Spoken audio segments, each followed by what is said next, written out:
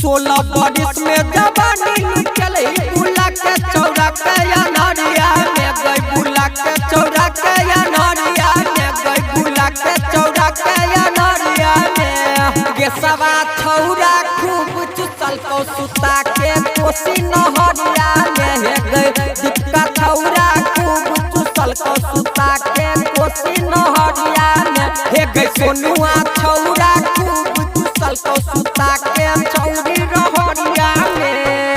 हे गई सोनुआ छौरा खूब चुसल को सुता के छौरी रहरिया में नाम देलही तू गाँव में हंसाई गे छौरी सब छौरा के लेलही फसाई घर पर से कही के जाई तू चलई पढ़ले स्कूलिया में हे गई पढ़ले छौरी स्कूलिया में हे गई पढ़ले छौरी स्कूलिया में असुमना छौरा दांत कटल को सुता के छौरी रहरिया में प्रदीपा छौरा खूब चुसल को सुता के कोसी नहरिया में हे गई संतवा छौरा खूब चुसल को सुता के स्कूल पिछड़िया में निसंतवा छौरा खूब चुसल को सुता के स्कूल पिछड़िया में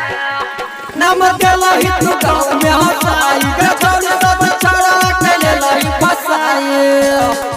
लागे छोकरा में पढ़ल छौरी सलावरवा के सुन भितरिया में गे सलावरवा के सुन भितरिया में गे सलावरवा के सुन भितरिया में पर संतवा छौरा खूब चुसल को सुता के छौरी नहरिया में रजुआ छौरा खूब चुसल को दिन के सुन दुपहरिया में हे गे पपुआ छौरा दांत कटल को सुता के छौरी रहरिया में पपुआ छौरा दांत कटल को सुता के छौरी रहरिया में नाम देलही तू गाँव में हंसाई गे छौरी सब छौरा के लेलही फसाई